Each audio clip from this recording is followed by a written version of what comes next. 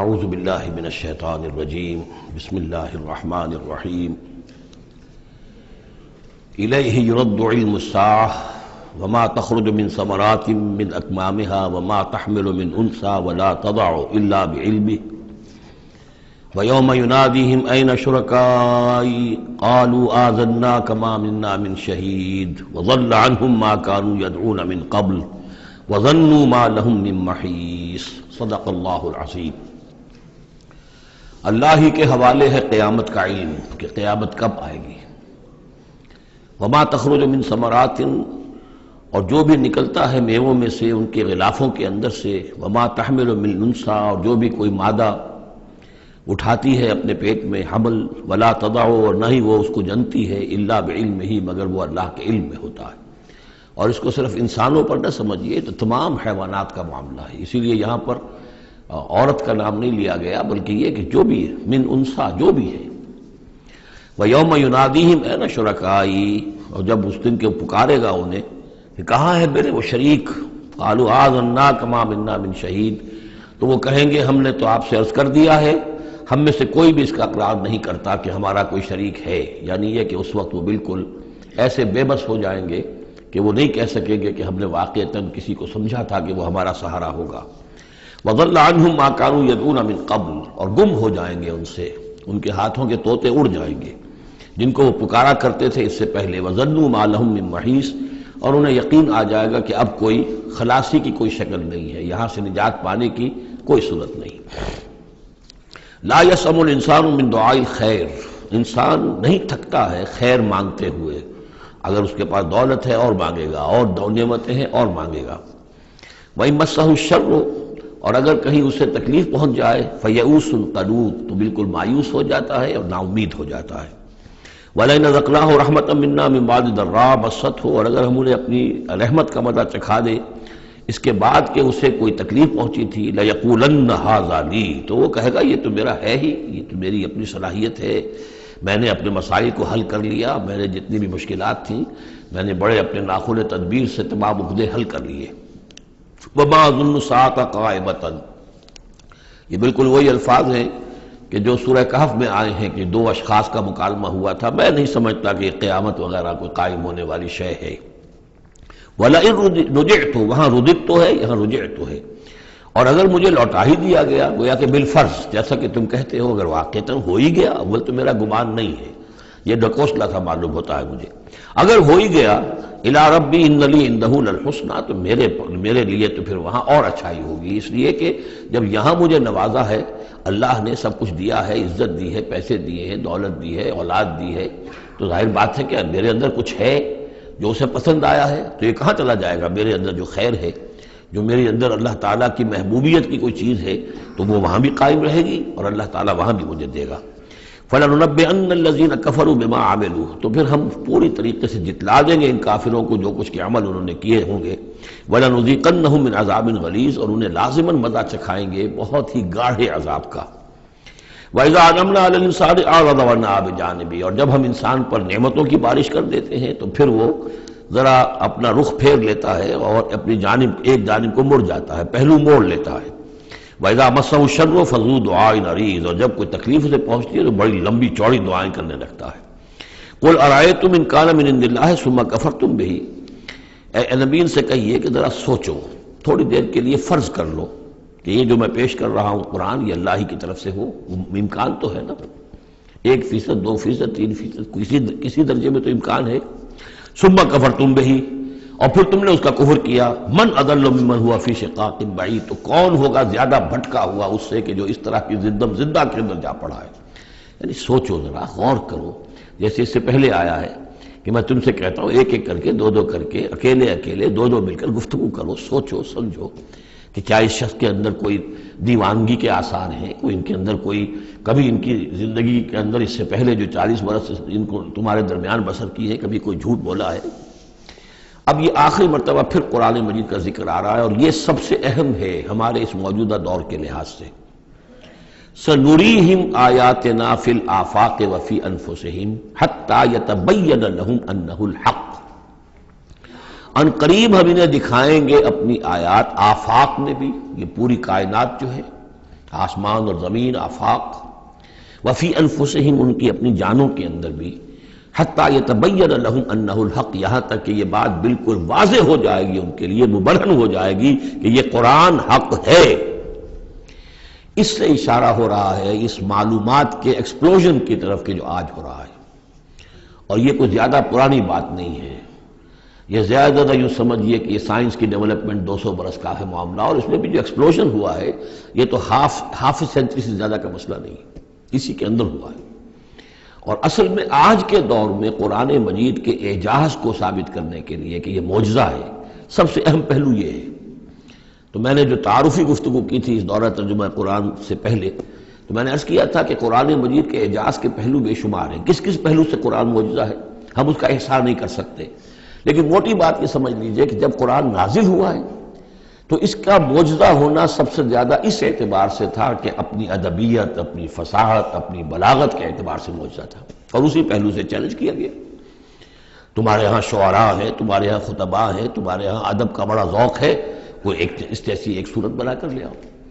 باقی یہ کہ نہ بھی سائنسی معلومات تھی ان کے پاس، دوسرے یہ کہ جو فینومینا آف دی نیچر ہے قرآن میں، جو آسمان زمین دیکھو، اب ظاہر بات ہے اس وقت وہ آدمی کیا دیکھ رہا تھا؟ اپنی ننگی آنکھ سے جو کوئی دیکھتا تھا وہی دیکھ رہا تھا نا، لیکن آج انسان دیکھ رہا ہے ٹیلیسکوپس کی مدد سے، آج انسان دیکھ رہا ہے مائکروسکوپس کی مدد سے، الیکٹرانک مائکروسکوپ سے، آج جو انسان کی معلومات کا ذریعہ جو ہے، تو گویا کہ وہ آیات الہیہ جو قرآن مجید میں جن کے اشارے کر دیے گئے، ان کو جو 1400 برس قبل کا انسان دیکھ رہا تھا اور جو انہیں آج کا انسان دیکھ رہا ہے، وہ زمین و آسمان کا فرق ہے۔ اور ہوتے ہوتے یہ ثابت ہوتا چلا جا رہا ہے کہ جو کچھ قرآن مجید نے کہا تھا وہی حق ہے۔ اس میں اگرچہ ابھی کچھ حصے رہ گئے ہیں، لیکن بہت سے پہلو ہیں جو واضح ہو رہے ہیں، اور روزانہ کچھ شکل ایسی آتی ہے کہ جس سے کہ ان سائنسی حقائق سے قرآن مجید کا حق ہونا ثابت ہوتا ہے۔ لہذا آج کے دور میں اس کام کو بہت اہمیت حاصل ہے کہ اس کے لیے محنت کی جائے، کوشش کی جائے۔ اب اتفاق کی بات ہے کہ یہ کام کیا بھی ہمارے ہاں، تو بہرحال جو سب سے بڑی نمایاں کتاب ہے وہ ایک فرینچ سرجن نے کیا، وہ ایمان لے آئے، مورس بکائی، لیکن یہ کہ کسی مسلمان کو یہ توفیق نہیں ہوئی کہ وہ مطالعہ کرتا ان سائنسز کا اور ان کے حوالے سے پھر وہ کمپیریٹو اسٹڈی کرتا بائبل اور قرآن کے مابین، اور پھر کہتا اور دعوے کے ساتھ کہہ سکتا کہ سائنسی جو بھی انکشافات آج تک ہوئے ہیں قرآن کا ایک حرف بھی غلط ثابت نہیں ہوا۔ ہاں، قرآن مجید کے ان الفاظ سے جو معنی پہلے سمجھے گئے تھے جبکہ معلومات کا دائرہ محدود تھا وہ غلط ہو سکتے ہیں، لیکن قرآن کا لفظ غلط ثابت نہیں ہوا۔ آج قرآن کا وہ لفظ زیادہ اجاگر ہو کر، روشن ہو کر، جیسا کہ میں نے آپ سے عرض کیا علقہ، اب علقہ کہاں سے لے آئے؟ اب یہ علقہ فائدہ، فؤاد، فائدہ اس سے ہے، تو یہ چیزیں اب اور زیادہ واضح ہوتی جا رہی ہیں۔ یا کہ تمام اجرام سماویہ کا کل فی فلک یسبحون، جتنا آج معلوم ہے یہ پہلے تو معلوم نہیں تھا۔ کئی دور آئے ہیں، پہلے انسان سمجھتا تھا زمین ساکن ہے، سورج چلتا ہے، پھر سوچا کہ نہیں، یہ تو سورج ساکن ہے، زمین چلتی ہے۔ آج ہمیں معلوم ہے کوئی شے ہے ہی نہیں، سکون محال ہے قدرت کے کارخانے میں، کوئی ذرہ بھی جو ہے اندر، جو ایک ایٹم ہے وہاں بھی حرکت ہے، وہ نیوٹرونز جو ہیں وہ کس طریقے سے چکر لگا رہے ہیں بے تابانہ، حرکت ہی حرکت ہے۔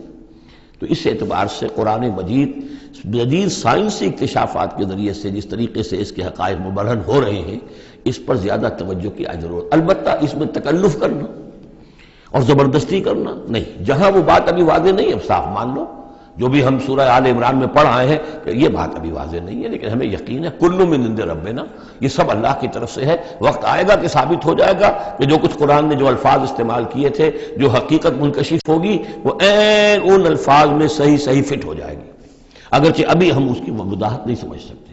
تو جہاں تکلف نہ کیا جائے، تصنع نہ کیا جائے، کھینچتان نہ کی جائے، یہ نہ کیا جائے، یہ بعض لوگوں نے یہ کیا ہے، لیکن یہ کہ جہاں تک کہ وہ حقائق ثابت ہو چکے ہوں تو ان کو بہرحال استعمال میں لایا جانا چاہیے کہ قرآن مجید کی حقانیت کو اس کے ذریعے سے مبرہن کیا جائے۔ اب دیکھیے یہ لفظ جو آیا ہے سنوریہم، اب سین جب آتا ہے فعل مضارع پر تو مستقبل کی بات بن جاتا ہے، مستقبل میں ہم دکھائیں گے انہیں اپنی نشانیاں۔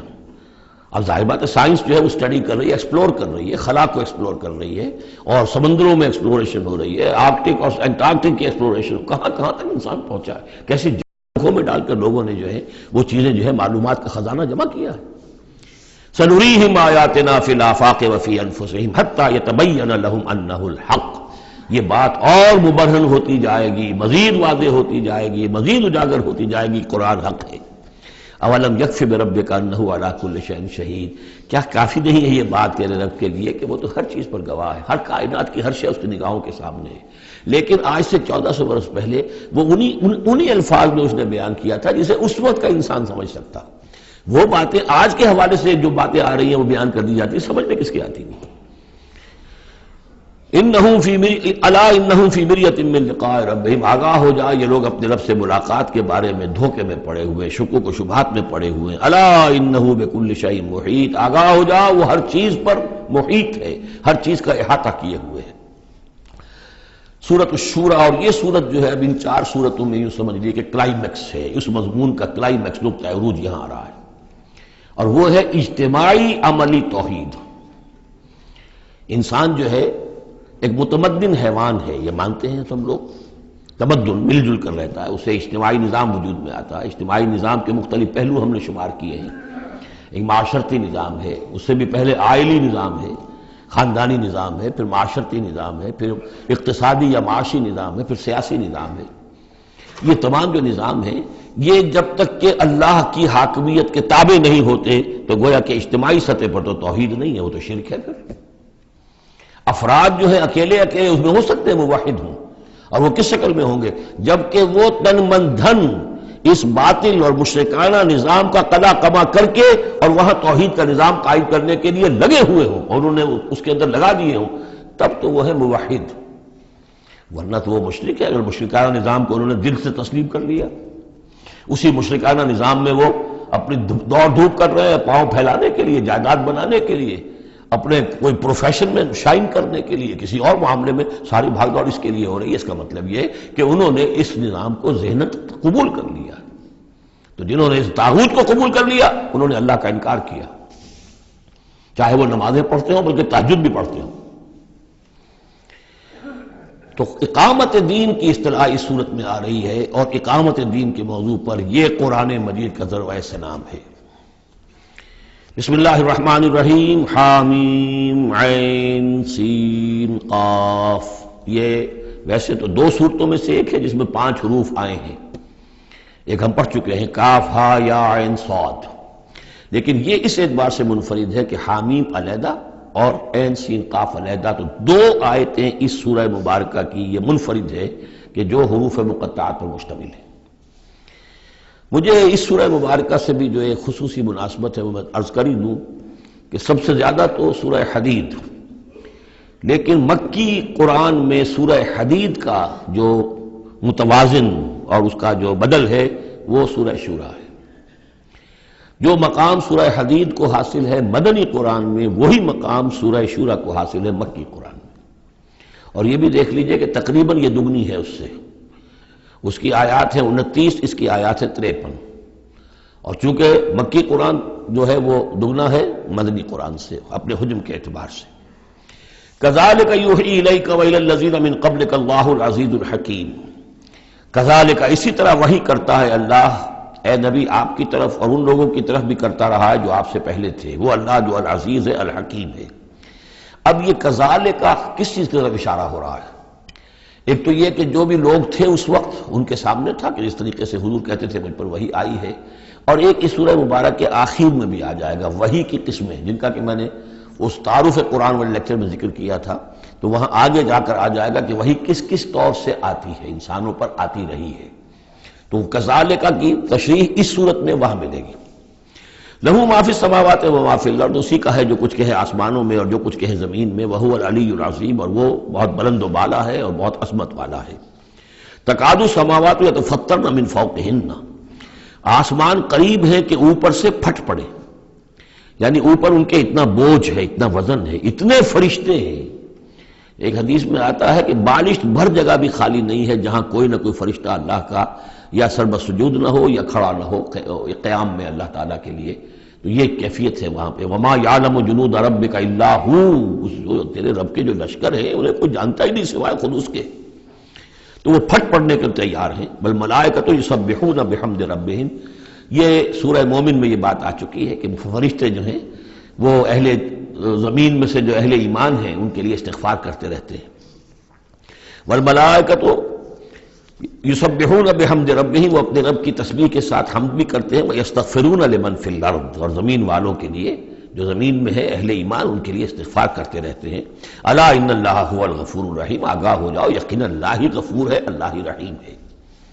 والذین اتخذوا من دونہ اولیاء، اور وہ ہستیاں کہ جنہیں ان لوگوں نے سمجھ لیا اولیاء، حمایتی، مددگار، بچانے والا، شافع، اور ان کے ذریعے سے تقرب حاصل کر لیں گے۔ اللہ حفیظ علیہم، اللہ تعالیٰ خود ان کا بھی نگران اللہ ہے۔ وما انت علیہم بوکیل، اور اے نبی آپ کو ان کے ذمہ دار نہیں ہے۔ وَكَذَلِكَ أَوْحَيْنَا إِلَيْكَ، کذالک پھر آ گیا، جیسے کذالک پہلی آیت میں تھا اور یہ 7ویں آیت میں بھی ہے، اس کذالک کا مفہوم آگے جا کے واضح ہوگا۔ اسی طرح ہم نے وہی کیا ہے آپ کی طرف اے نبی، قرآنًا عربیًا، یہ قرآن عربی، لِتُنذِرَ أُمَّ الْقُرَىٰ وَمَنْ حَوْلَهَا، تاکہ آپ خبردار کر دیں بستیوں کی ماں یا بستیوں کی جڑ، سب سے بڑی بستی، سب سے اہم بستی۔ یہ ہم پڑھ چکے ہیں سورہ قصص کی آیت نمبر 59 میں آیا تھا، حتیٰ نبعث فی امہا رسولا، جو بھی علاقہ ہے اس کی جو مرکزی بستی ہے ہم عذاب نہیں بھیجتے رہے جب تک کہ اس کی مرکزی بستی کے اندر رسول نہ بھیج دیں۔ تو اب یہ ام القریٰ ہے، جو مکے جو عرب کے لیے ام القریٰ ہے، ویسے یہ پوری دنیا کا ام القریٰ ہے۔ لتنذر ام القریٰ، اگر حضرت آدم واقعتاً یہ بات صحیح ہے کہ بیت اللہ حضرت آدم کا بنایا ہوا ہے، تو معلوم ہوا کہ پوری دنیا کا جو ہے واقعتاً ام القریٰ پھر یہی ہے، بیت العتیق، بہت پرانا گھر، تاکہ آپ خبردار کریں ام القریٰ کے رہنے والوں کو، ومن حولہا، اور جو ان کے ارد گرد ہیں۔ یہ مفہوم پہلے بھی آ چکا، میں نے عرض کیا ارد گرد جو ہے وہ تو دائرے کھینچتے جائیے تو پوری دنیا اس میں آ جائے گی۔ وَتُنذِرَ يَوْمَ الْجَمْعِ، اور خبردار کرنا ہے اس جمع ہونے والے دن، قیامت کا دن، لا ریب فیہ، جس میں کوئی شک نہیں ہے، فریق فی الجنت، ایک گروہ ہوگا جو جنت میں جائے گا، وفریق فی السعیر، اور ایک جماعت ہوگی کہ جو جہنم میں جائے گی۔ وَلَوْ شَاءَ اللَّهُ لَجَعَلَهُمْ أُمَّةً وَاحِدَةً، اگر اللہ چاہتا تو انہیں ایک ہی امت بنا دیتا، سبھی مومن ہوتے۔ وَلَٰكِن يُدْخِلُ مَن يَشَاءُ فِي رَحْمَتِهِ، لیکن نہیں، یہ تو اللہ تعالیٰ داخل کرتا ہے جو چاہتا ہے، جو خواہش مند ہوتا ہے، جو اس کی قیمت ادا کرنے کو تیار ہے، اس کو اپنی رحمت میں داخل کرتا ہے۔ یہ مفت میں وہ اللہ تعالیٰ اپنی یہ رحمت اور اپنی جنت جو ہے مفت میں دینے کو اس نے نہیں بنائی ہے، جو چاہتا ہے اس کا ارادہ کرے پھر اس کی قیمت ادا کرے۔ ان اللہ اشتری من المؤمنین انفسهم واموالهم بان لهم الجنہ والظالمون ما لهم من ولی ولا نصیر، اور جو ظالم ہوں گے، مشرک ہوں گے، کافر ہوں گے، ان کا پھر نہ کوئی ولی اور حمایتی ہے اور نہ کوئی مددگار ہے۔ ابھی اتخذوا من دونہ اولیاء، دوبارہ وہی بات آئی کہ انہوں نے اللہ کے سوا جو ہے کہ اپنے اور حمایتی اختیار کر لیے ہیں۔ فاللہ هو الولی، تو اے کم عقلو، اللہ ہی ہے ولی، ایک ہی ولی ہے، بس اس کو پکڑو، اسی کو اپنا ولی مانو۔ اللہ ولی الذین آمنوا یخرجہم من الظلمات الی النور وہو یحیی الموتیٰ، وہی ہے کہ جو زندہ کرے گا مردوں کو، وہو علی کل شیء قدیر، اور وہ ہر چیز پر قادر ہے۔ وَمَا اخْتَلَفْتُمْ فِيهِ مِنْ شَيْءٍ فَحُكْمُهُ إِلَى اللَّهِ، یہاں سے اب مضمون شروع ہو رہا، اس کی تمہید بن رہی ہے۔ تمہارے مابین جو بھی اختلاف ہو اس کے فیصلے کا حق اللہ کے پاس ہے، حاکم وہ ہے، اس کے لیے ہے حاکمیت، sovereignty belongs to him and him alone۔ سروری زیبا فقط اس ذات بے ہمتا کو ہے، حکمراں ہے ایک وہی، باقی بتانے آزری۔ اس کی حاکمیت کے تحت پورا نظام زندگی کا آ جائے گا تو اس کا نام ہے اللہ کا دین قائم ہو گیا۔ توحید بالفعل اس پورے نظام میں قائم ہو گئی، ایک اللہ کی حکومت، ایک اللہ کی مرضی، ایک اللہ کا قانون۔ ذالکم اللہ ربی علیہ توکل، تو وہ ہے اللہ میرا رب، اس پر میں نے توکل کیا ہے۔ وإلیہ انیب، اور اسی کی طرف میرا رجوع کرنا ہے۔ فاطر السماوات والارض، وہ آسمانوں اور زمین کا پیدا فرمانے والا ہے۔ جعل لکم من انفسکم ازواجا، اس نے تمہاری ہی نو سے تمہارے لیے بیویاں بنا دی، جوڑے بنا دیے۔ ومن الانعام ازواجا، اسی طرح چوپایوں میں بھی ہر سپیشیز کے اندر نر بھی ہے، مادہ بھی ہے۔ یذرؤکم فیہ، اسی سے وہ تمہاری افزائش کرتا ہے، افزائش نسل، اسی سے تمہیں پھیلاتا ہے۔ لیس کمثلہ شیء، اس کی یونیک ہستی، اس کے مثال کی سی بھی کوئی شے نہیں۔ اب کیا کریں، ایک چیز ایبسلیوٹ نیگیشن کے لیے ہماری زبان میں کوئی اسلوب ہے ہی نہیں، اس جیسی کوئی شے نہیں، اس کی سی کوئی شے نہیں، اس کی مثال کسی بھی کوئی شے نہیں. اب یہ اس سے زیادہ یہ اور اس کے اندر ایمفیسس کا ایبسولوٹلی یونیک، لا مثل لہ ولا مثال لہ ولا ضد لہ ولا ضد لہ، وہ جو بھی آپ الفاظ جتنے بھی جمع کرتے رہیں گے. وَهُوَ السَّمِيعُ الْبَصِيرُ، اور وہی ہے سب کچھ سننے والا اور سب کچھ دیکھنے والا. لَهُ مَقَالِيدُ السَّمَاوَاتِ وَالْأَرْضِ، اسی کے لیے ہیں آسمانوں اور زمین کی تمام کنجیاں. يَبْسُطُ الرِّزْقَ لِمَن يَشَاءُ، وہ بچھا دیتا ہے اور کھول دیتا ہے، بست وسیع کر دیتا ہے، کشادہ کر دیتا ہے رزق کو جس کے لیے چاہتا ہے. وَيَقْدِرُ، اور جس کے لیے چاہتا ہے ماپ تول کر راشننگ کر کے دینا شروع کر دیتا ہے. انہ بکل شیء علیم، اور یہ بھی اس کے علم پر ہے کہ کس کے لیے یہ بہتر ہے، کس کے لیے وہ بہتر ہے. وہ ہر چیز کا جاننے والا ہے. اب جو آیت آ رہی ہے وہ اس سورہ مبارکہ کا کلائمیکس ہے، اور اس موضوع پر قرآن مجید کا کلائمیکس ہے، اقامت دین کے موضوع پر. شرع دین، اے محمد پر ایمان لانے والو، اے مسلمانوں، تمہارے لیے اللہ نے دین میں وہی شے معین کی ہے ما وصا بہ نوحا، جس کی وصیت کی تھی نوح کو. والذی اوحینا الیک، اور جس کی وحی کی ہے ہم نے اے محمد آپ کی طرف. کیونکہ پہلے خطاب ہے لکم، شرع لکم، یہاں امت سے خطاب ہو رہا ہے. شرع لکم، بس صرف فرق یہ کہ یا ایھا الذین آمنوا یا نہیں آیا. یہ مکی صورتوں کے مزاج کا تقاضا ہے کہ وہ نہ آئے، لیکن جمع کے صیغے سے واضح کر دیا کہ باقی جگہ ہم دیکھ رہے ہیں کہ واحد کے صیغے میں خطاب کر کے اور بالواسطہ امت، یہاں امت سے خطاب ہے. شرع لکم من الدین، تمہارے لیے دین میں وہی شے مقرر کی ہے ما وصا بہ نوحا، جس کی وصیت کی تھی اس نے نوح کو. والذی اوحینا الیک، اور جس کو کی وحی کی ہم نے محمد آپ کی جانب صلی اللہ علیہ وسلم. وما وصینا بہ ابراہیم و موسیٰ و عیسیٰ، اور جس کی وصیت ہم نے کی ابراہیم کو اور موسیٰ کو اور عیسیٰ کو. ان اقیموا الدین، کہ دین کو قائم کرو. دین ایک تو معلوم ہوا اس آیت سے کہ دین سب کا ایک ہے. دین نوح کا اور حضور کا اور ابراہیم کا اور موسیٰ کا، عیسیٰ کا علیہم الصلاۃ والسلام ایک ہی ہے. دین تو ایک ہی ہے. ان ہذہ امتکم امۃ واحدۃ وانا ربکم فاعبدون، دین تو ایک ہی ہے. شریعتیں مختلف ہیں لیکن دین کو قائم کرو. موسیٰ کے دور میں ان پر یہ فرض تھا کہ دین کو قائم کرو، اس کے لیے لڑو، جاؤ، جنگ کرو اور اس خطہ زمین کو حاصل کرو جس پر اللہ کا دین قائم کر سکو. تو صحیح سب کی یہی تھی، جد و جہد یہی تھی. توحید کا وہ تقاضا تھا کہ صرف انفرادی طور پر، اول تو یہ کہ صرف عقیدے میں نہیں، اپنے بھی عمل میں توحید جو ہے قبول کرو اور اختیار کرو، اور عمل میں بھی صرف انفرادی نہیں، اجتماعی توحید کو برپا کرنے کے لیے، قائم کرنے کی جد و جہد کرو. ان اقیموا الدین ولا تتفرقوا فیہ، دین میں تفرقے میں مبتلا نہ ہو جاؤ. الذین فرقوا دینہم، یہ ہم پڑھ چکے ہیں. دین کو پھاڑ دینا کہ زندگی کے ایک حصے میں اللہ کا حکم مانا جا رہا ہے، دوسرے حصے میں کسی اور کا مانا جا رہا ہے، یہ تفرقہ.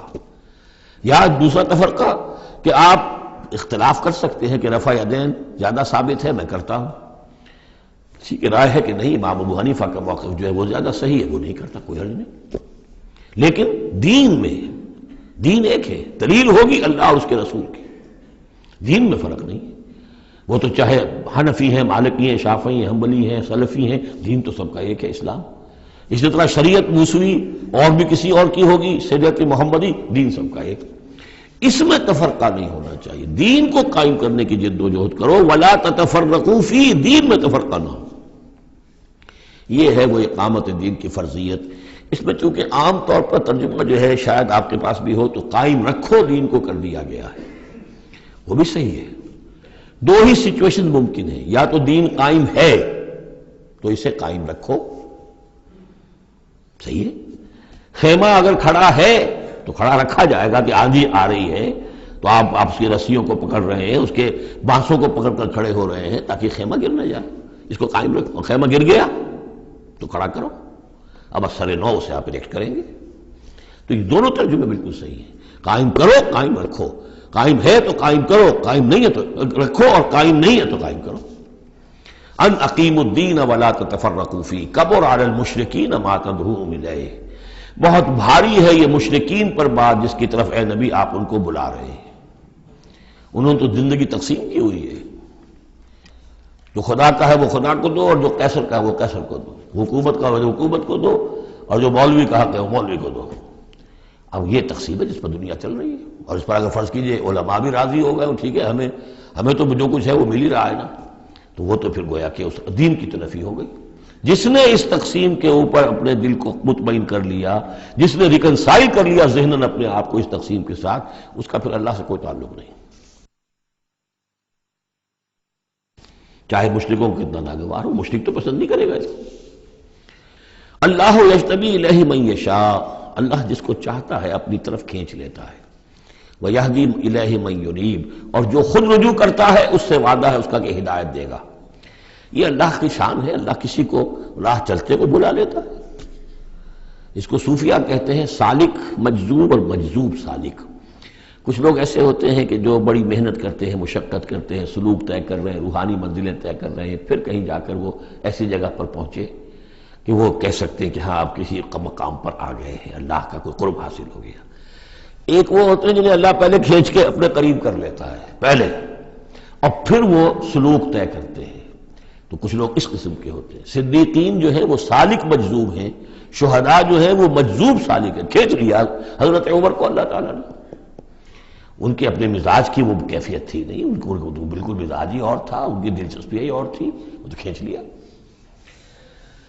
وَمَا تَفَرَّقُوا إِلَّا مِن بَعْدِ مَا جَاءَهُمُ الْعِلْمُ بَغْيًا بَيْنَهُمْ، اور انہوں نے تفرقہ نہیں کیا اور یہ نہیں تقسیم ہوئے مگر اس کے بعد کہ ان کے پاس علم آ چکا تھا۔ اب یہ جو اقامت دین کا دعوت لے کر حضور کھڑے ہوئے تو ایک تو ان کے مخاطبین مشرک تھے، فرمایا کہ اے مشرک، اے نبی صلی اللہ علیہ وسلم، یہ مشرکین کے لیے تو ہے ہی بہت مشکل بات کہ آپ کی بات کو قبول کر سکے۔ کبر علی المشرکین ما تدعوہم الیہ، تو بہت بعید ہے اس سے۔ البتہ آپ کو اگر یہ خیال ہو کہ یہ اہل کتاب جو ہے یہ تو واقف ہیں اللہ سے، کتاب سے، تورات سے، انجیل سے، اور یہ تو قیامت کو بھی مانتے ہیں، فرشتوں کو مانتے ہیں، سب کچھ مانتے ہیں، یہ تو آسانی سے مان لیں گے، یہ بھی امید نہ رکھیے آپ۔ یہاں حضور کو بتایا جا رہا ہے کہ آپ ایسی توقعات نہ رکھیں،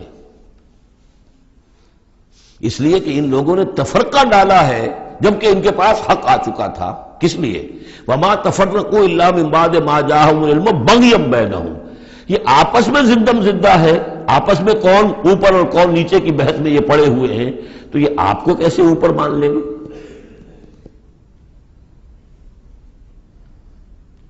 آپ کا قبلہ کیسے مان لیں گے؟ یہ ایک دوسرے کا قبلہ نہیں مانتے، یروشلم دونوں کا قبلہ ہے لیکن ایک نے شرقی کر لیا، ایک نے غربی کر لیا۔ جب اہل کتاب جو ہے آپس میں جھگڑ رہے ہیں، لڑ رہے ہیں، وَهُمْ يَتْلُونَ الْكِتَابَ، اور جبکہ وہ پڑھ رہے ہیں ایک ہی کتاب۔ قالت اليهود ليست النصارى على شيء وقالت النصارى ليست اليهود على شيء وهم يتلون الكتاب۔ تو اے نبی آپ کو کیسے مان لیں گے؟ ذرا توقع نہ رکھیے۔ توقع اگر ہوتی ہے انسان کو تو پھر مایوسی ہوتی ہے۔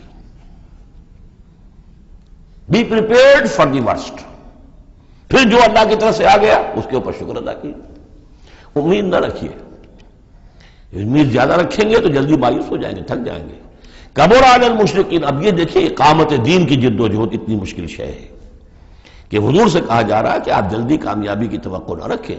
مشرکین کے لیے تو خیر یہ بہت بھاری ہے ہی، ان اہل کتاب سے بھی کوئی توقع نہ رکھیے۔ وما تفرقوا الا من بعد ما جاءهم العلم بغيا بينهم ولولا كلمة سبقت من ربك الى اجل مسمى، اور اگر وہ بات پہلے ہی سے تیرے رب کی جانب سے طے نہ ہو چکی ہوتی کہ ان کے لیے ایک اجل مسمى، ایک معین وقت ہے، لقضي بينهم، ان کے جو اختلافات ہیں ان کے فیصلے ابھی چکا دیے جاتے۔ وَإِنَّ الَّذِينَ أُورِثُوا الْكِتَابَ مِن بَعْدِهِمْ، اور جو لوگ کتاب کے وارث ہوئے ہیں ان کے بعد، لَفِي شَكٍّ مِّنْهُ مُرِيبٍ، وہ دھوکے میں پڑے ہوئے ہیں، شکوک و شبہات میں مبتلا ہو گئے ہیں۔ جب اللہ تعالیٰ کسی امت کو کتاب دیتا ہے اور اس امت کے اندر جو ہے پھر وہاں کے نوجوان فرض کیجئے تیسری چوتھی پانچویں نسل میں آ کر دیکھتے ہیں کہ جو اس کتاب کے عالم ہیں، پڑھنے پڑھانے والے ہیں، آپس میں دست و گریبان ہیں، لڑ رہے ہیں، ان کی زندگیوں کو بھی ہم دیکھتے ہیں تو وہ بھی اسی طرح کے دنیا دار ہیں جیسے ہم ہیں، تو ان کا اعتماد کتاب پر سے اٹھ جاتا ہے کہ ہم نے تو یہ کتاب پڑھی نہیں، انہوں نے تو پڑھی ہوئی ہے، یہ تو اس کتاب کو پیے ہوئے ہیں، اور پھر ان کا کردار یہ ہے۔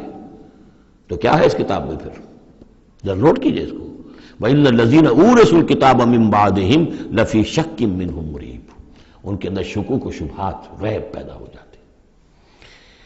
فَلِذَلِكَ فَادْعُ، فَلِذَلِكَ فَادْعُ، تو اے نبی آپ اسی کی دعوت دیتے رہیے، دیتے رہیے۔ ذالکہ کا اشارہ کدھر ہوگا؟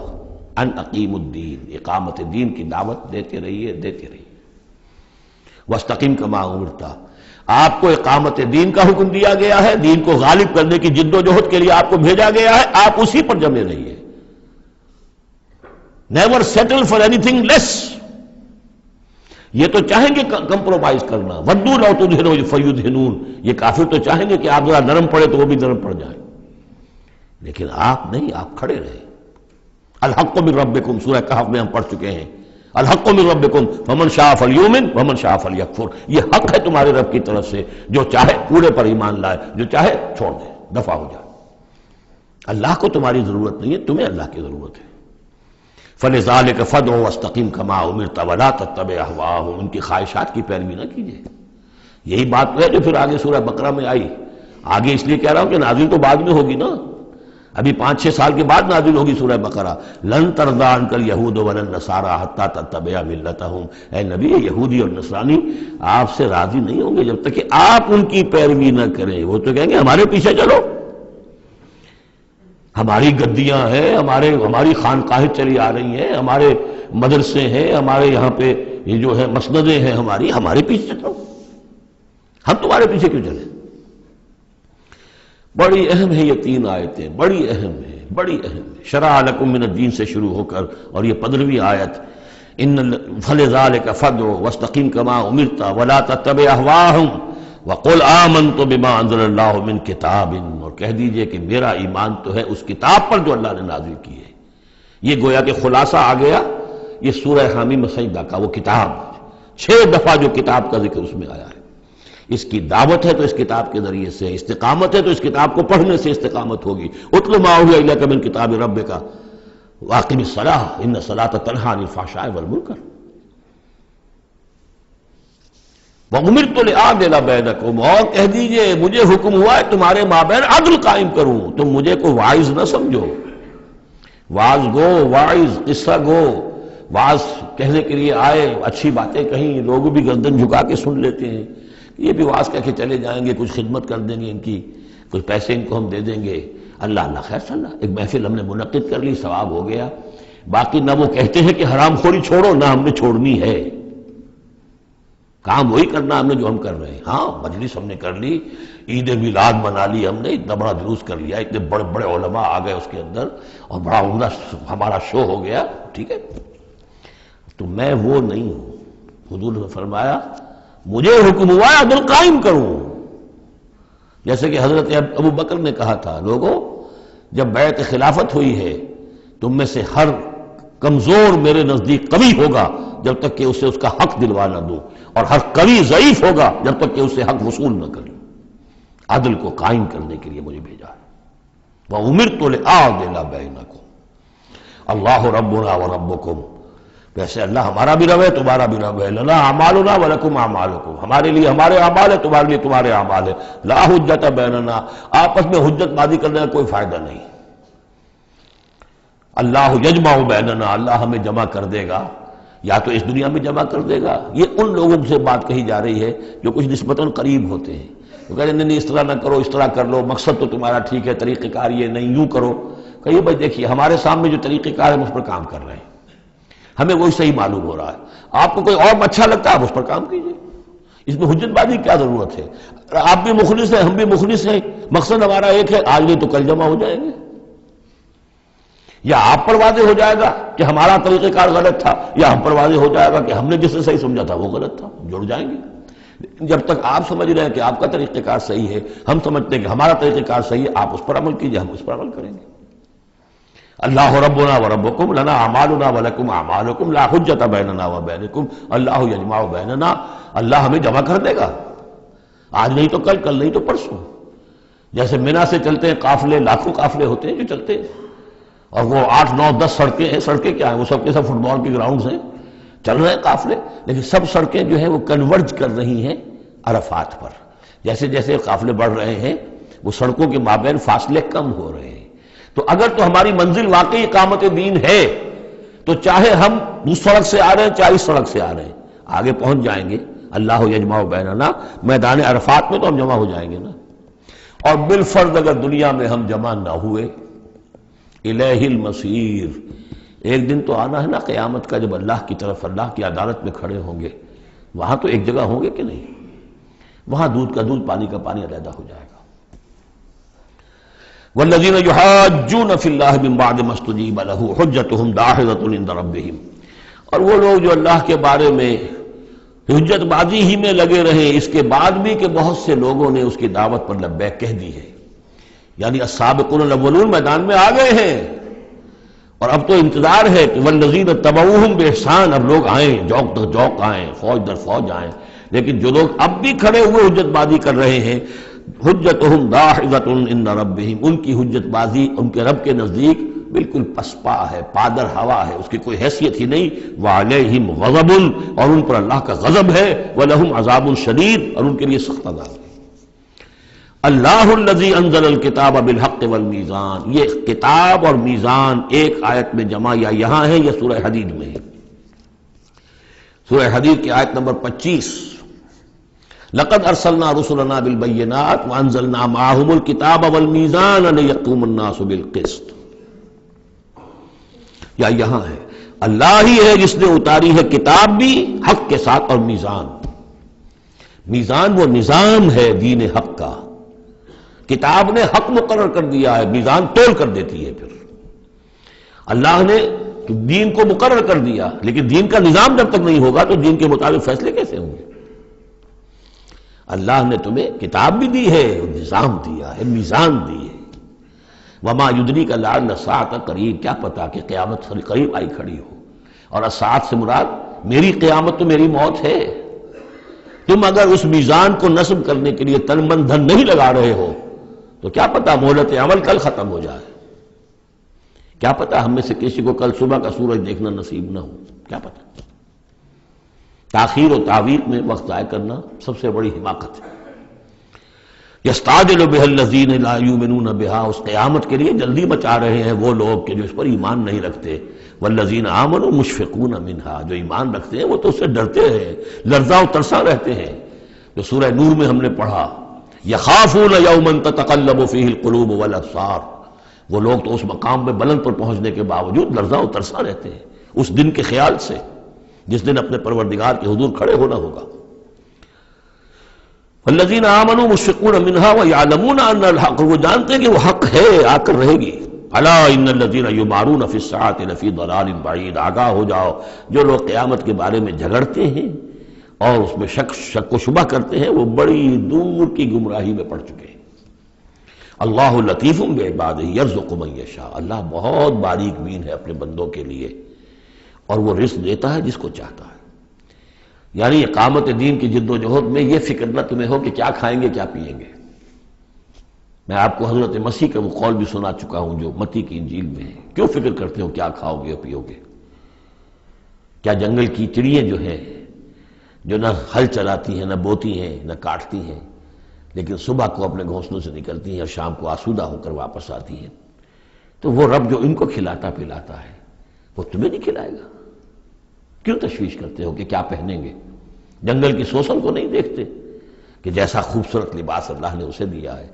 سلیمان بھی اپنی ساری شان و شوکت کے باوجود ویسی پوشاک نہیں رکھتا تھا۔ تو جو اس گھاس کو یہ سب کچھ دے رہا ہے جو آج ہے اور کل جلا دی جائے گی، کیا وہ تمہیں نہیں، تمہارا تن نہیں ڈھانکے گا؟ لیکن تمہیں ایمان نہیں ہے۔ تو فرمایا اللہ لطیف ہے اپنے بندوں کے لیے۔ ایک دفعہ یکسو ہو کر فیصلہ تو کرو کہ اب اپنے آپ کو وقف کرنا اس کام کے لیے۔ اللہ تعالیٰ وہاں سے رزق دے گا جہاں سے تمہیں گمان تک نہیں ہوگا۔ من یتق اللہ یجعل لہ مخرجا ویرزقہ من حیث لا یحتسب، لیکن اس کے لیے اللہ پر ایمان ضروری ہے، توکل ضروری ہے۔ ہاں تھوڑا سا اللہ تعالیٰ امتحان بھی لے لیتا ہے، سختیاں بھی آ جاتی ہیں، امتحان پھر آدمی ثابت کر دے کہ میں تو یکسو ہوں، اے اللہ اب میں نے فیصلہ کر لیا، اللہ پھر راستے کھول دیتا ہے۔ وَهُوَ الْقَوِيُّ الْعَزِيزُ، وہ تو بہت قوی ہے، زبردست ہے۔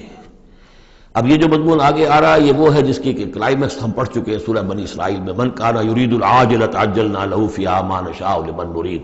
یہاں وہی مضمون مختصر آ رہا ہے۔ من کان یرید حرث الآخرۃ نزد لہ فی حرثہ، جو شخص کے طالب بن گیا ہو آخرت کی کھیتی کا، ہم اس کی کھیتی میں اضافہ کرتے رہتے ہیں، بڑھوتری ہوتی رہتی ہے۔ ومن کان یرید حرث الدنیا، اور جو بن گیا ہے دنیا ہی کی کھیتی کا طالب، نؤتہ منہا، ہم اس میں سے اسے کچھ دے دیتے ہیں، فما لہ فی الآخرۃ من نصیب، پھر آخرت میں اس کا کوئی حصہ نہیں ہے۔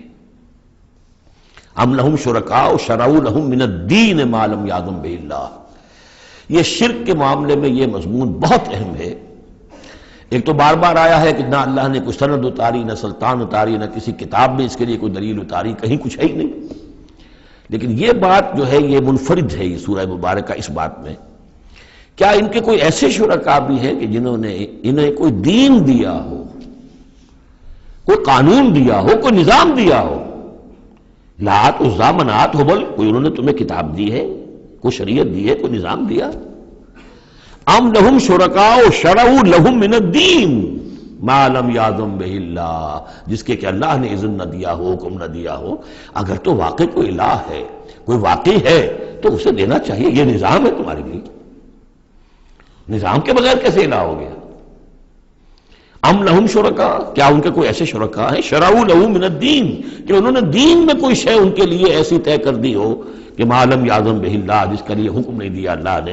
وَلَوْلَا كَلِمَةُ الْفَصْلِ لَقُضِيَ بَيْنَهُمْ، اور اگر ایک فیصلے کی بات جو ہے وہ پہلے سے طے نہ ہو چکی ہوتی، ان کے درمیان فیصلے کر دیے جاتے۔ وَإِنَّ الظَّالِمِينَ لَهُمْ عَذَابٌ أَلِيمٌ، اور ان ظالموں کے لیے تو بہت دردناک عذاب ہے۔ تَرَى الظَّالِمِينَ مُشْفِقِينَ مِمَّا كَسَبُوا، اب قیامت کا نقشہ کھینچا جا رہا ہے۔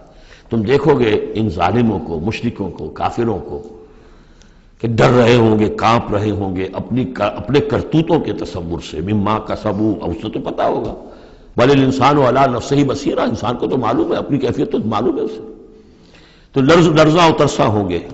وَهُوَ وَاقِعٌ بِهِمْ، اور وہ ان کے اوپر پڑنے والا ہوگا۔ اب جو بھی انہوں نے کمایا ہے وہ گویا کہ اب ان کے سروں پر گرنے والا ہوگا۔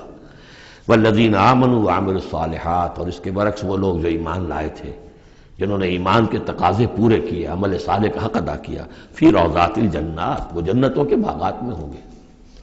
لہم ما یشاءون عند ربہم، ان کے لیے وہ سب کچھ ہوگا ان کے رب کے پاس جو کچھ وہ چاہیں گے۔ ذالک هو الفضل الکبیر، یقیناً یہ بہت بڑی فضیلت ہے جو انہیں حاصل ہو جائے گی۔ ذالک الذی یبشر اللہ عبادہ الذین آمنوا، یہ ہے وہ انجام نیک جس کی بشارت دے رہا ہے اللہ اپنے ان بندوں کو، الذین آمنوا وعملوا الصالحات، جو ایمان لائیں اور نیک عمل کریں۔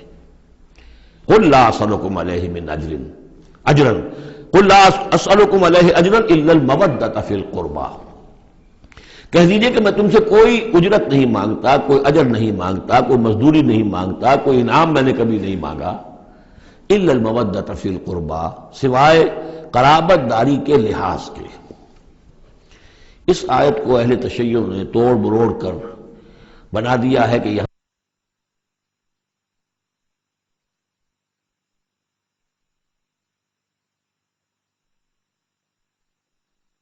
میں اہل تشیع نے اس کے مفہوم کو توڑ مروڑ کر بہت غلط اس سے نتیجہ نکالا ہے، اور وہ یہ کہ اے نبی کہہ دیجئے کہ میں تم سے کوئی اجر طلب نہیں کرتا سوائے اس کے کہ میرے قرابت داروں سے محبت کرو، یعنی اور اس میں خاص طور پر چونکہ ان کے لیے جو ہے وہ حضرت علی، حضرت فاطمہ اور حضرات حسنین رضی اللہ تعالیٰ عنہم اجمعین، ان کا خاص طور پر یہ کہ ان سے محبت جو ہے یہ مراد ہے یہاں پر۔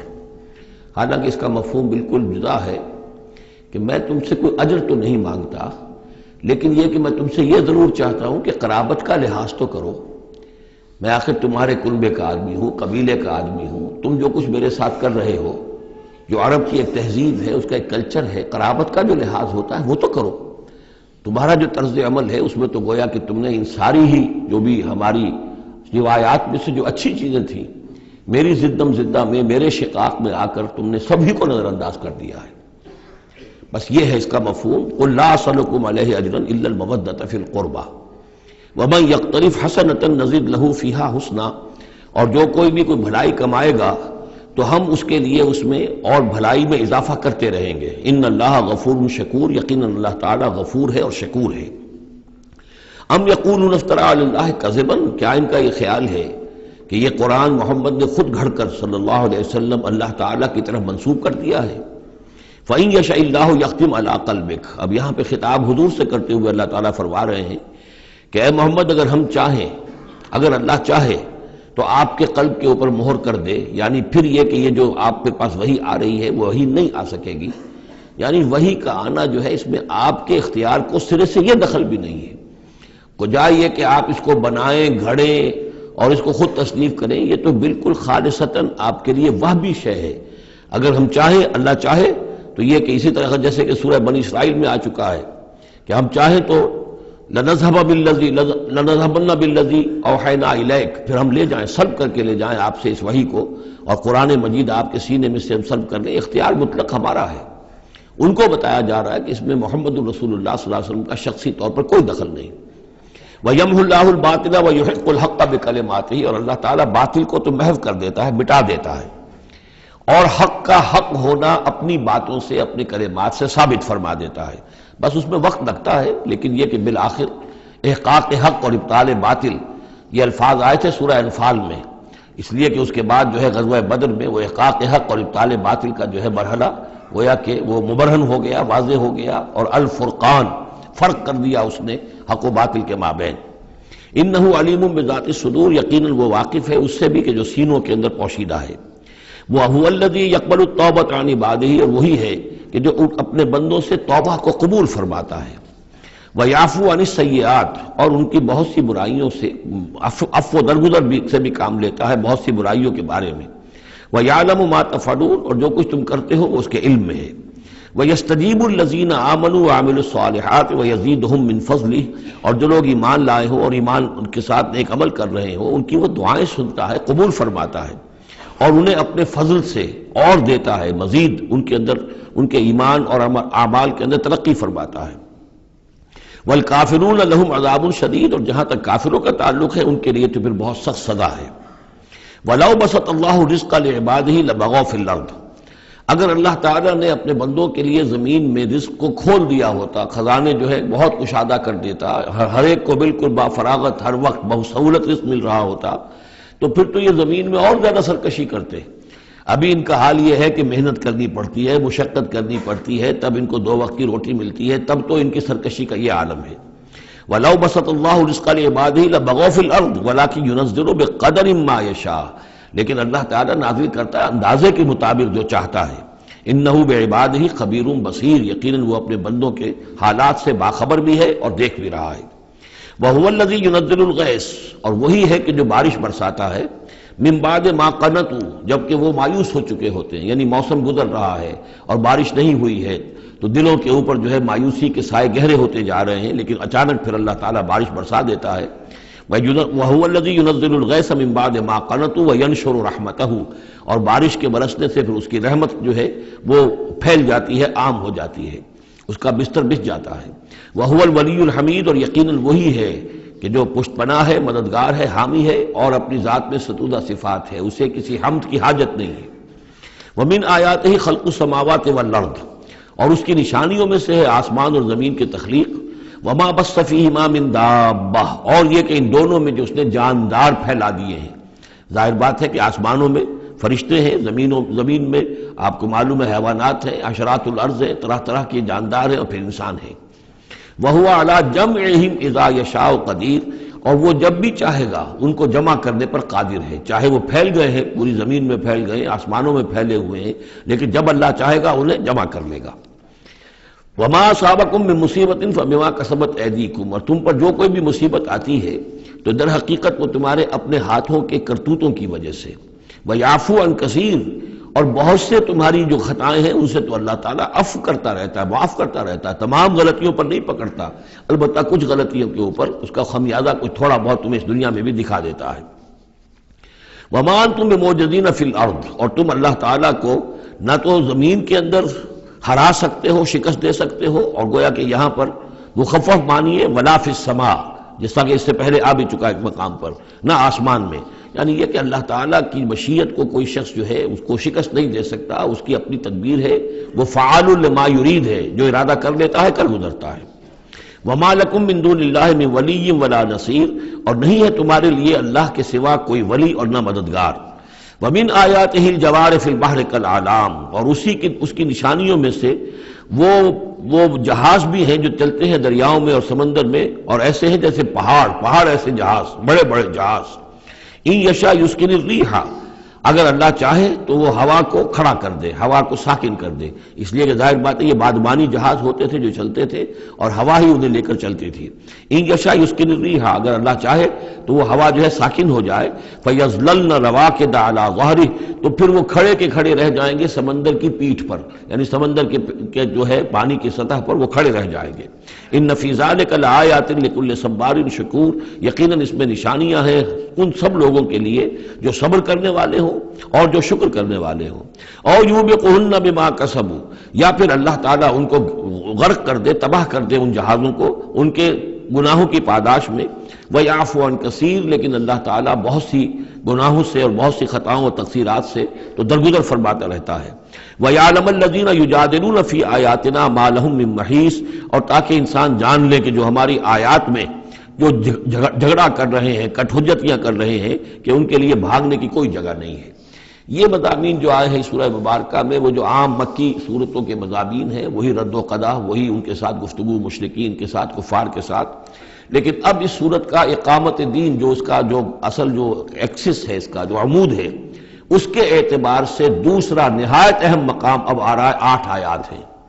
اقامت دین کی جد و جہد کرنے والوں میں کیا اوصاف ہونے چاہیے؟ اگر یہ اوصاف نہیں ہوں گے تو وہ اقامت دین کی جد و جہد نہیں کر سکیں گے. تو یہاں پر نقشہ کھینچا جا رہا ہے اس سیرت کا، اس کردار کا، کہ جو لوگ یہ طے کر لیں کہ ان صلاتی و نسکی و محیای و مماتی للہ رب العالمین، جو اصولی طور پر ایک عزم کر لیں کہ اب ہمیں اپنی بہترین توانائیاں اور قوتیں صرف کرنی ہے اللہ کے دین کو قائم کرنے کے لیے، تو ان کے اندر کیا اوصاف پیدا ہونے چاہیے. وہ جو علامہ اقبال کا ایک بڑا سادہ سا شعر ہے، ہو صداقت کے لیے جس دل میں مرنے کی تڑپ، پہلے اپنے پیکرے خاکی میں جاں پیدا کرے.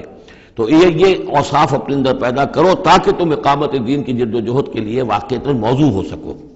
پہلی بات، فما اوتیتم من شیء فمتاع الحیات الدنیا، جو شے بھی تمہیں دنیا میں دی گئی ہے بس وہ دنیا کی زندگی کا ساز و سامان ہے، برتنا ہے. وما عند اللہ خیر و ابقا، اور جو کچھ اللہ کے پاس ہے وہ خیر ہے اور باقی رہنے والا ہے. للذین آمنوا وعلی ربہم یتوکلون، ان لوگوں کے لیے کہ جو ایمان رکھتے ہو اور اللہ پر، اپنے رب پر توکل کریں. یعنی پہلی بات یہ کہ دنیا و ما فیہا سے ان کا قلبی تعلق جو ہے وہ اس طرح کا ہو جائے کہ اس کی کوئی اہمیت اور وقت ان کے دل میں نہ رہے، اور انہیں یقین ہو جائے کہ اصل میں ہمارا مطلوب آخرت ہے، ہمیں جو چاہیے وہ آخرت ہے، اور اس کی طلب ان کے دل کے اندر راسخ ہو چکی ہو. جب تک یہ بے رغبتی نہیں ہوگی دنیا سے، اگر کہیں بھی یہ دنیا کی محبت جو ہے کہیں وہ لگی ہوئی ہے، پھانس آپ کے دل میں چبھی ہوئی ہے، تو ہو سکتا ہے کہ وہ کہیں اڑنگا لگائے گی اور آپ جو ہے اپنے خیال میں تو بڑی ترقی کر رہے ہیں اقامت دین کی جد و جہد میں، لیکن کہیں وہ ایسی اڑنگا لگائے گی کہ اوندھے منہ نیچے گریں گے. پہلا فیصلہ یہ ہے کہ آدمی طے کر لے کہ میں طالب آخرت ہوں یا طالب دنیا ہوں. اور نمبر 2 یہ کہ توکل اللہ پر. یہ ایک آیت کے اندر یہ 2 شرطیں آئی. اب آگے چلیے. والذین یجتنبون کبائر الاسم والفواحش، اور وہ لوگ کہ جو اجتناب کرتے رہیں بڑے بڑے گناہوں سے اور بے حیائی کے کاموں سے. ظاہر بات ہے کہ اپنی سیرت کو ان چیزوں سے اگر پاک نہیں کریں گے تو اس قدم میں، اس میدان میں آگے نہیں بڑھ سکتے. لیکن یہاں دوبارہ نوٹ کر لیجئے کہ یہی مضمون سورہ نساء میں آ چکا ہے. ان تجتنبوا کبائر ما تنہون عنہ نکفر عنکم سیئاتکم وندخلکم مدخلا کریما. دوسری مرتبہ اب یہاں آ گیا ہے. یعنی یہ کہ اقامت دین کے جو جد و جہد کرنے والے ہوں انہیں کبائر کے بارے میں اصل میں زیادہ حساس ہونا چاہیے. صغائر کے معاملے میں جس قدر زیادہ حساس ہم ہو گئے ہیں وہ اصل میں ایک بالکل غلط رخ ہے. صغائر کے بارے میں کم اور کبائر کے بارے میں ہو. اصل صغائر تو از خود بھی ان الحسنات یذهبن السیئات، جو نیکیاں ہم کرتے ہیں اس سے خود بخود بھی وہ ایسے صغیرہ گناہ جو ہے معاف ہوتے چلے جاتے ہیں. لیکن ہو جاتا ہے الٹا برعکس ہو جاتا ہے معاملہ کہ ایک آدمی ان چیزوں میں تو بہت ہی جزرس ہو جائے اور بہت ہی باریک بین ہو جائے، لیکن جو حضرت مسیح کے الفاظ ہیں کہ مچھر تو چھانتے ہو اور سموچے اونٹ نکل جاتے ہو، یہ صورتحال جو ہے یہ بڑی ہی یوں سمجھیے کہ پیتھولوجیکل کنڈیشن ہے، یہ بیماری کی صورت ہے. یہ ہے کہ بڑے بڑے گناہوں سے اپنے آپ کو پاک کرو اور فواحش سے اور بے حیائی سے. وَإِذَا مَا غَضِبُوا هُمْ يَغْفِرُونَ، اور یہ کہ اگر کبھی کہیں غصہ آ جائے، جیسا کہ ہم پڑھ چکے ہیں سورہ حامیم سجدہ میں بھی کہ وَإِمَّا يَنزَغَنَّكَ مِنَ الشَّيْطَانِ نَزْغٌ، اور اگر شیطان کی کوئی چھوٹ لگنے ہی لگے تو فوراً اللہ کی پناہ طلب کرو. وَإِذَا مَا غَضِبُوا هُمْ يَغْفِرُونَ جب انہیں غصہ آتا ہے تو اس غصے کو ڈھانپ دیتے ہیں، غصے کو پی جاتے ہیں. غفر کے معنی ڈھانپ دینا ہے، ویسے اس کے جو عام ترجمہ ہے معاف کر دیتے ہیں، بجائے اس کے کہ غصے میں کسی پر حملہ کریں اور کسی سے انتقام لیں، بلکہ اس کے اندر عفو کی صورت ہو جب غصہ آئے. ایک ہے سوچ سمجھ کر کوئی اقدام کرنا ہے، کوئی آپ نے چیلنج کرنا ہے کسی باطل کو اور اس میں کوئی آگے بڑھ کر آپ کو اقدام کرنا ہے، وہ اور بات ہے. ایک ہے کہ غصے میں آ کر کوئی اقدام کیا جائے. وَإِذَا مَا غَضِبُوا هُمْ يَغْفِرُونَ تو وہ معاف کر دیتے ہیں، یا یوں کہیے غصے کو پی جاتے ہیں، یعنی غصے کے اوپر وہ پردہ ڈال دیتے ہیں. غفر جو ہے مغفر کہلاتا ہے خود، کہ جو سر کو ڈھانپ لیتا ہے تاکہ تلوار کا وار اگر سر پر آئے تو سر بچ جائے اور خود اس کو روک لے، تو مغفر. غفر کے معنی ڈھانپ دینا، گناہ کو ڈھانپ لینے والی شے ہے اللہ کی مغفرت. اسی طریقے پر یہ کہ وہ غصے کو پی جانے والا. وَالْكَاظِمِينَ الْغَيْظَ یہ ہم پڑھ چکے ہیں سورہ آل عمران میں. نمبر آگے چلیے وَالَّذِينَ اسْتَجَابُوا لِرَبِّهِمْ اور وہ لوگ کہ جنہوں نے اپنے رب کی پکار پر لبیک کہا. وہ پکار کون سی ہے؟ اس سورہ مبارکہ میں اب تک صرف ایک فعل امر آیا ہے جمع کے صیغے میں، ان اقیم الدین، اور ایک فعل نہیں آیا ہے جمع کے صیغے میں ولا تتفرقوا فی. پوری صورت میں اب تک نوٹ کر لیجئے گا جا کر.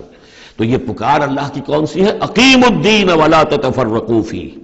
اسی کے لیے کہا تھا حضور سے فلذالک فدعوا، اسی کی دعوت دیتے رہیے. آپ کی دعوت اقامت دین کی دعوت ہو، یا آپ کی کسی جزوی شے کے اوپر آپ جو ہے وہ ہیمر نہ کر رہے ہو، کسی جزوی سی شے کو آپ نے ہدف نہ بنا لیا ہو. اصل ہدف اقامت دین. فلذالک فدعوا واستقم کما امرت ولا تتبع اهواءهم. اب یہاں فرمایا والذین استجابوا لربهم جنہوں نے اپنے رب کی پکار پر لبیک کہا، واقاموا الصلاۃ اور نماز قائم کی، اور وامرهم شورى بینہم چونکہ اب اجتماعی زندگی ہے، جماعتی زندگی ہے، اس میں مشاورت کا نظام ہونا چاہیے کہ وہ جو فیصلے کریں، جو قدم اٹھائیں وہ باہمی مشاورت سے ہوں. یہ بھی روح جب تک کہ اس اجتماعیت کے اندر نہیں ہوگی باہمی مشاورت کی، اور یہ کہ کوئی ایک شخص سمجھے کہ بس ہر معاملے کے اندر مجھے اپنی مرضی چلانی ہے، تو ظاہر بات ہے کہ پھر وہ کام آگے نہیں چلے گا. ہم پڑھ آئے ہیں کہ حضور سے یہاں تک کہا گیا ہے کہ یہ جن صحابہ سے خطا ہوئی ہے، غلطی ہو گئی ہے، ان کو بھی آپ وَشَاوِرْهُمْ فِي الْأَمْرِ فَاعْفُ عَنْهُمْ وَاسْتَغْفِرْ لَهُمْ وَشَاوِرْهُمْ فِي الْأَمْرِ. حالانکہ ان سے خطا ہوئی ہے، غلطی ہوئی ہے، لیکن پھر بھی آپ انہیں اپنے مشوروں میں شامل رکھیے، اس لیے کہ اس سے دلجوئی ہوتی ہے، ساتھیوں کے اندر میوچول کانسیپٹ ڈیولپ ہوتا ہے، ایک کانفیڈنس ڈیولپ ہوتا ہے، اور وہ سمجھتے ہیں کہ ہماری بھی بات سنی جاتی ہے. اور حضور نے بسا اوقات اپنی رائے کو پیچھے رکھ کر اپنے ساتھیوں کی رائے کے مطابق فیصلہ کیا. غزوہ احد میں یہی ہوا ہے، غزوہ بدر میں یہی ہوا ہے کہ جہاں پر آپ نے کیمپ لگانے کا فیصلہ کیا تھا، جب بعض صحابہ نے آ کر کہا کہ ہمیں اگر اجازت ہو ہم اپنی رائے دیں، اور جب انہوں نے کہا کہ ہمارے خیال میں وہ جگہ بہتر ہے، آپ نے کہا ٹھیک ہے یہاں سے کیمپ اکھاڑو وہاں لگا دو. وَأَمْرُهُمْ شُورَى بَيْنَهُمْ وَمِمَّا رَزَقْنَاهُمْ يُنْفِقُونَ.